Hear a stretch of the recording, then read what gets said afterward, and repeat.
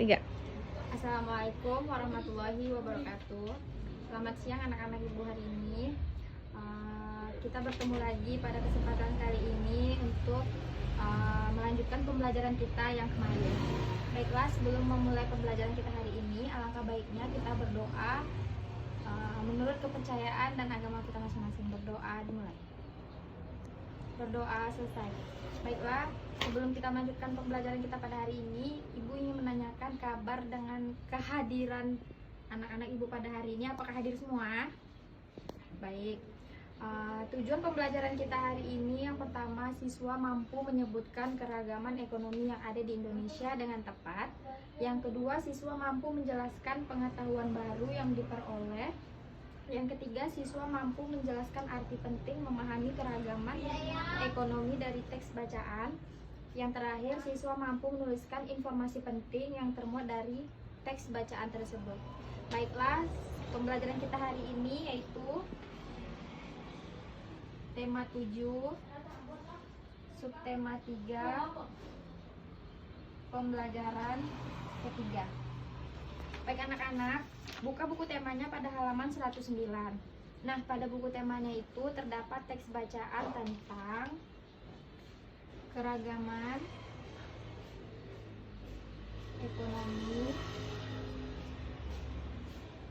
di Indonesia.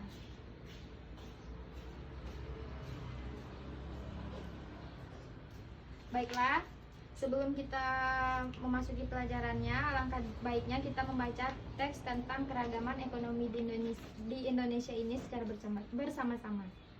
Aktivitas ekonomi terdiri dari 3 bagian, yaitu produksi, distribusi, dan konsumsi. Aktivitas ekonomi penduduk Indonesia disesuaikan dengan kondisi di wilayah Indonesia. Sebagai negara kepulauan, wilayah Indonesia meliputi wilayah daratan dan perairan.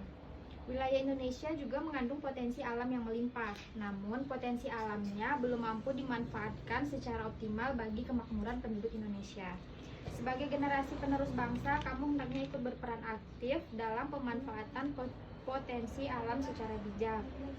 Nah, siapa yang tahu apa sajakah jenis aktivitas ekonomi yang ada di masyarakat kita? Baik, yang pertama ada aktivitas ekonomi di bidang pertanian. Wilayah Indonesia ini berada di antara lintang 6 derajat lintang utara sampai 11 derajat lintang selatan. Posisi ini menyebabkan wilayah Indonesia beriklim tropis. Wilayah Indonesia mendapatkan banyak sinar matahari dan curah hujan sepanjang tahunnya. Kondisi ini sangat mendukung aktivitas pertanian, karena aktivitas pertanian juga didukung tingkat oleh kesuburan tanahnya karena pengaruh banyaknya gunung api. Selanjutnya, lahan pertanian ini dibedakan menjadi lahan pertanian basah dan lahan pertanian kering. Apa saja contoh dari lahan pertanian basah? Baiklah, lahan pertanian basah itu maksudnya lahan pertanian yang membutuhkan banyak air. Contohnya misalnya sawah, sawah irigasi, dan sawah lebah. Sedangkan lahan pertanian yang kering membutuhkan hanya sedikit air, contohnya telaga dan perkebunan. Selanjutnya, jenis pertanian lahan apa yang cocok dikembangkan di daerahmu? Nah, selanjutnya ada aktivitas ekonomi di bidang peternakan. Di Indonesia, banyak aktivitas peternakan dikelola masyarakat atau badan usaha. Aktivitas tersebut berupa peternakan unggas. Apa saja contoh peternakan unggas? Yang pertama meliputi ayam, itik, dan angsa.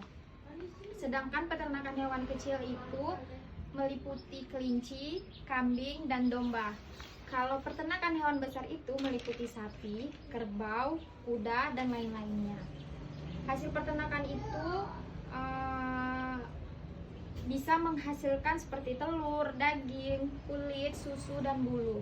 Tidak hanya dikonsumsi oleh masyarakat, hasil ternak juga dapat diolah menjadi berbagai kerajinan.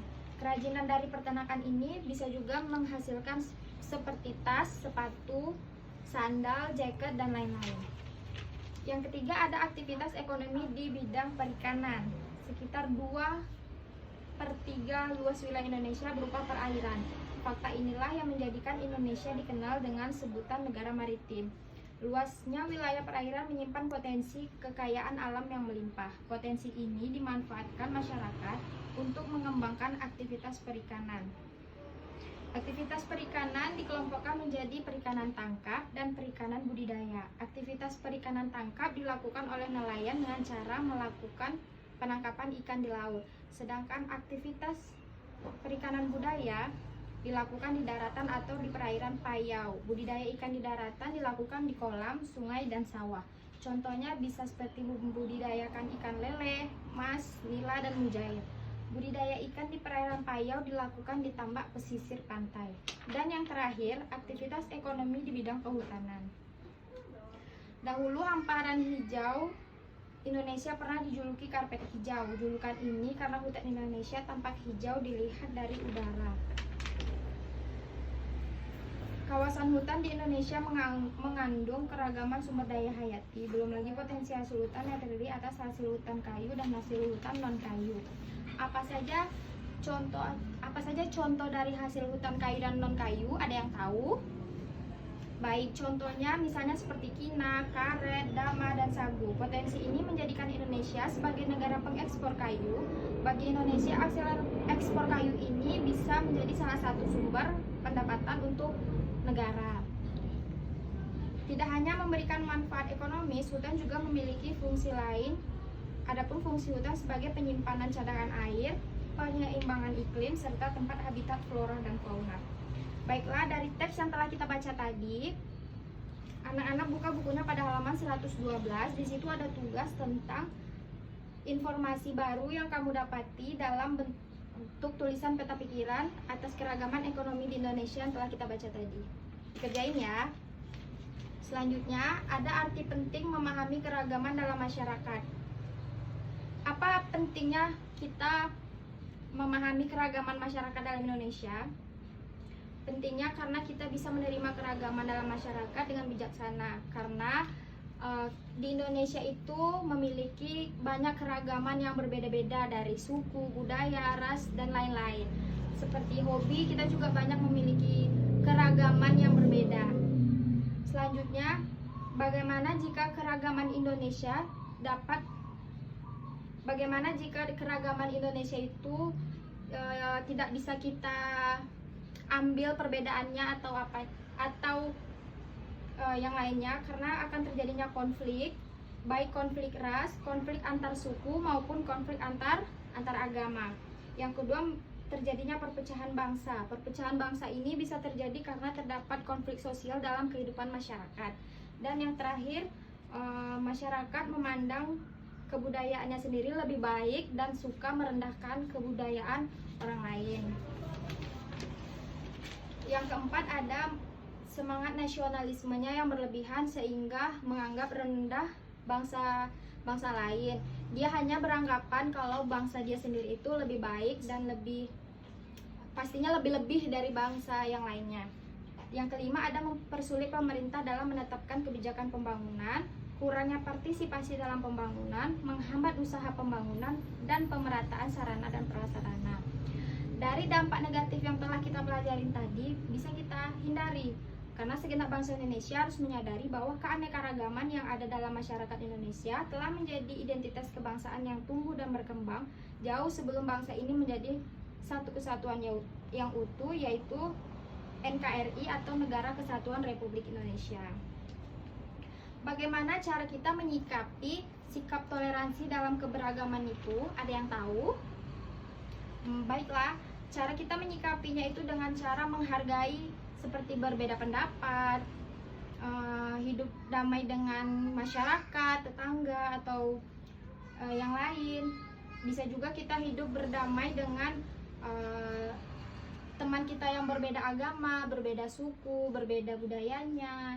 Dan kita harus berinteraksi dengan baik tanpa ada membeda-bedakan hal yang nggak perlu kita bedakan. Nah, selanjutnya pada buku halaman 115 terdapat tugasnya itu kalian kerjakan di rumah. Tugasnya tentang informasi penting dari teks penting memahami keragaman dalam masyarakat Indonesia.